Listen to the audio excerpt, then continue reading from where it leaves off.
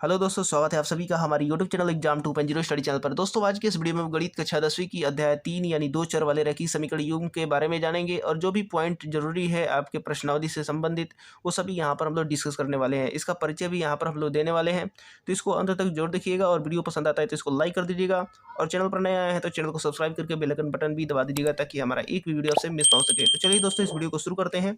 तो सबसे पहले हम लोग इसको पढ़ते हैं, दो चर वाले रैखिक समीकरण युग्म। यहाँ पर बोला गया है दो चर, तो पहले हम लोग जान लेते हैं कि चर और अचर किसे कहते हैं। तो चर का मतलब होता है यहाँ पर वेरिएबल, इंग्लिश में क्या कहते हैं इसको, वेरिएबल, जिसका मान यहाँ पर वेरी करता रहता है, अलग अलग होता रहता है, उसको हम लोग चर कहते हैं। जैसे मान लीजिए कि ए से लेकर के जेड तक के जितने भी स्मॉल लेटर हैं उन सब को हम लोग चर कहते हैं, ठीक है। अचर की बात करें यहाँ पर, तो अचर का मतलब वो नंबर संख्याएं होती हैं जो यहाँ पर, जैसे मान लीजिए कि 1/2 भी हो जाएंगे, माइनस में भी हो जाएगा 1/2, -1 भी हो जाएगा, -3 भी हो जाएगा, 100 भी हो जाएगा। इस तरीके से यहाँ पर जितने भी संख्याएं आती हैं वो सब के सब अचर होती हैं। यहाँ पर चर की बात करें तो चर में ज़्यादातर हम लोग को एक्स वाई मिलता है देखने को, ठीक है दोस्तों, एक्स वाई मिलता है। कभी कभी एम एन भी यूज हो जाएगा और यू भी यूज हो जाएगा और ए बी भी इसका प्रयोग कर दिया जाता है। यहाँ तक बात करें अगर 5x, इस तरीके से 2x, ये भी चर पद हैं दोस्तों, ठीक है दोस्तों। अगर अचर की बात करें तो अचर पद में यहाँ पर इस सभी की सभी क्या हैं, संख्याएं होती हैं। अब बात करते हैं कि रैखिक समीकरण किसे कहते हैं। युग्म को अभी बाद में देखते हैं, पहले रैखिक समीकरण देखते हैं। तो रैखिक समीकरण को जानने से पहले हम लोग बहुपद के बारे में जान लेते हैं। बहुपद कैसे बनता है, कोई भी रैखिक बहुपद अगर बनाना हो तो कैसे बनाते हैं, चर अचर और प्लस माइनस, यानी चर अचर और प्लस माइनस गुणा का प्रयोग करके हम लोग क्या बनाते हैं, बहुपद बनाते हैं, ठीक है दोस्तों। रैखिक बहुपद, रैखिक का मतलब क्या होता है ये पहले जान लीजिए। रैखिक का मतलब वो होता है कि जो चर का जो घात है, एक्स का घात क्या होना चाहिए, 1 होना चाहिए, ठीक है।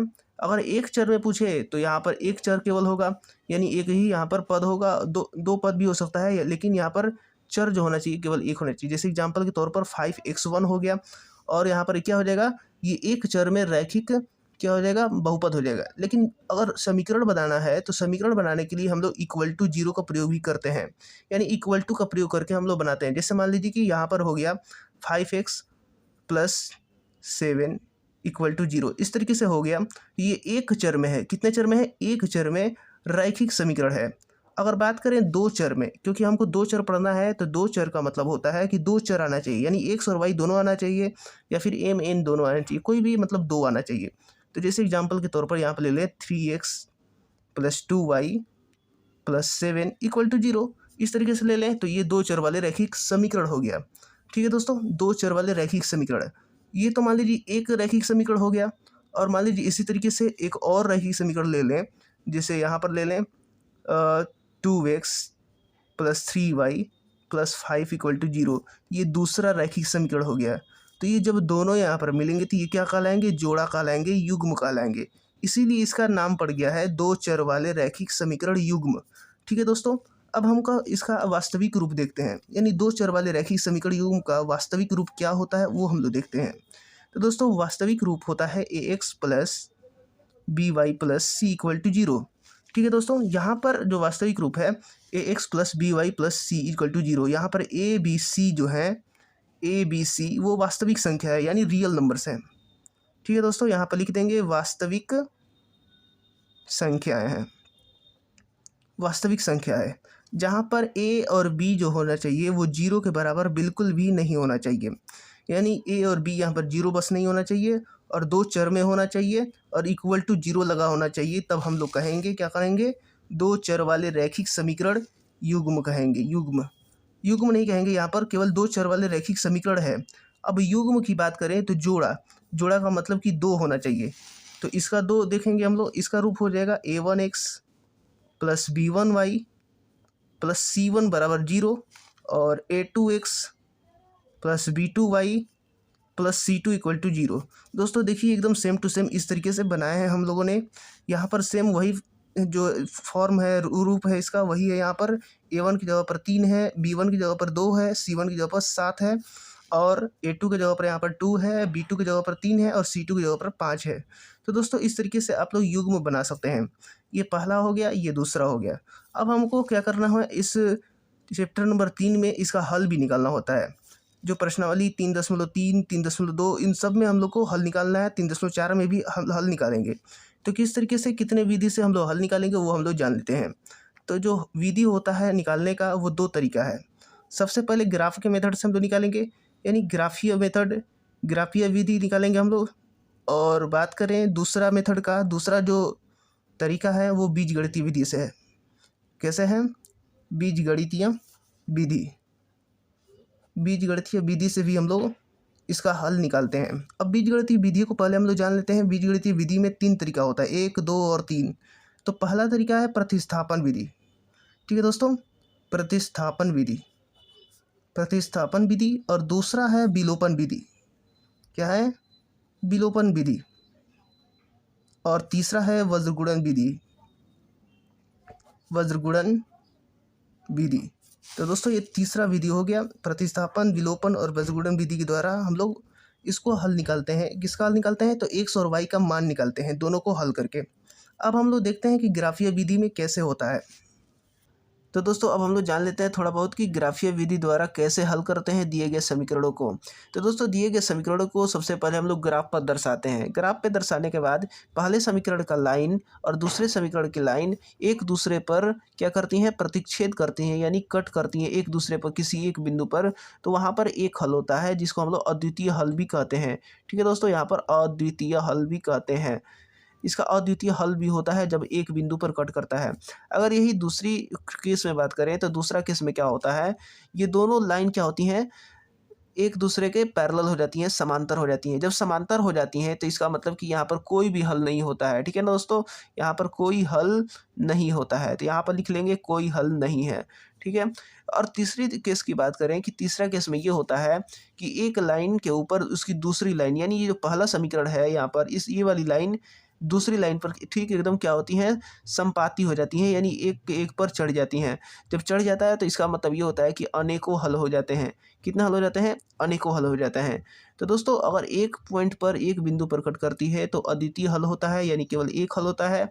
और एक भी पॉइंट पर कट ना करे और वो समांतर होती हैं तो कोई भी हल नहीं मिलेगा। और अगर एक दूसरे पर ही चढ़ जाएँ, संपाती हो जाएँ, तो उसका अनेकों हल होगा। तो दोस्तों अब हम लोग जान लेते हैं कि संगत और असंगत किसे कहते हैं। तो संगत की बात करें तो संगत युग्म बात करें तो संगत और असंगत, पहले यहाँ पर हम लोग लिख लेते हैं संगत और असंगत।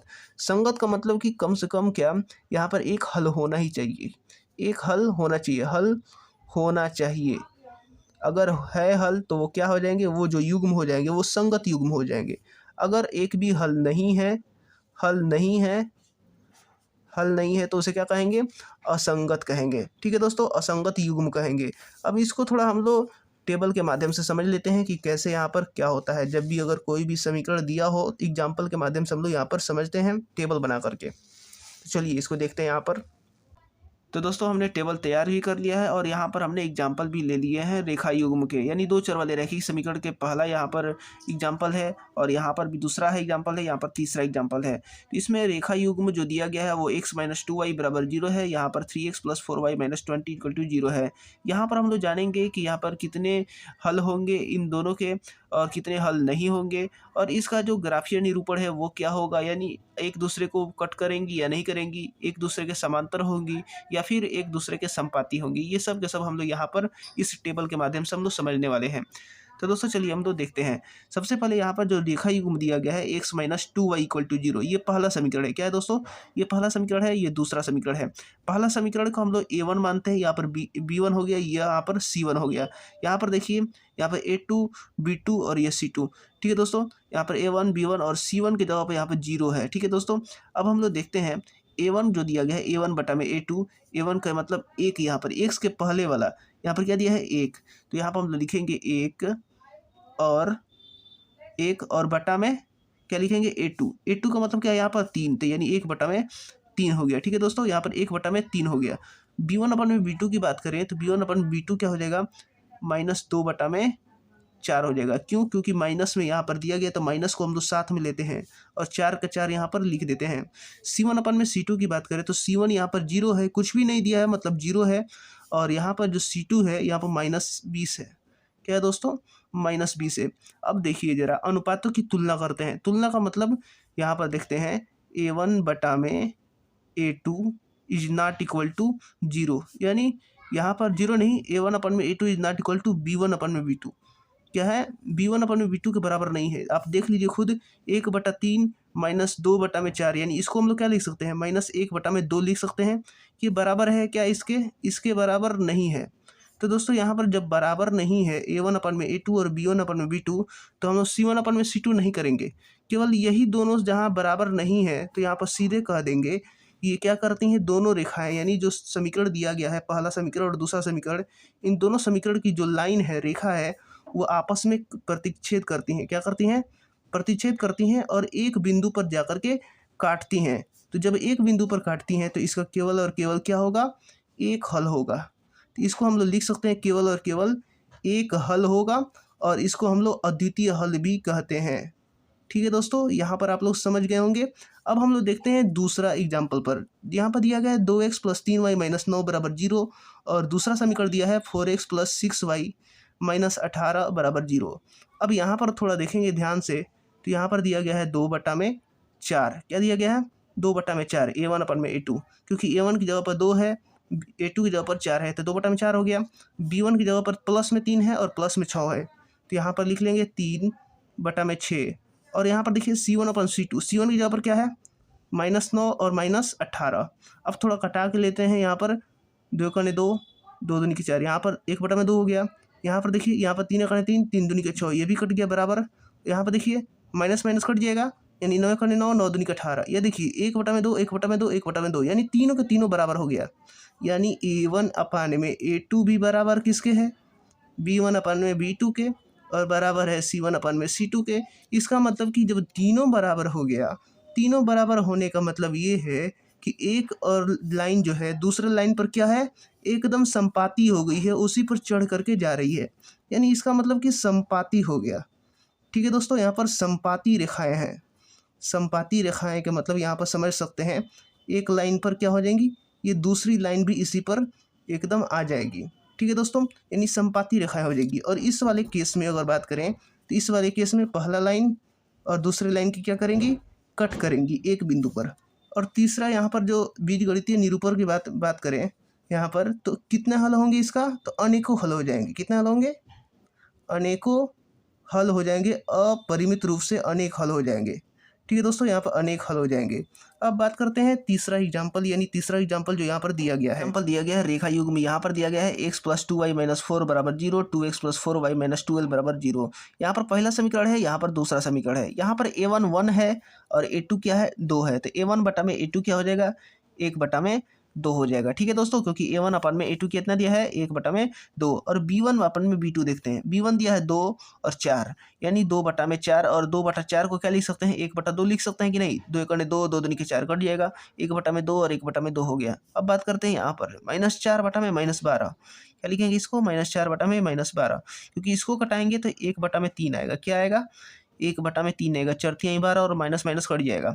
अब बात करते हैं कि क्या यहाँ पर A1/A2 बराबर है या नहीं। पहले हम लोग क्या देखते हैं, A1/A2 बराबर है कि नहीं B1/B2 के।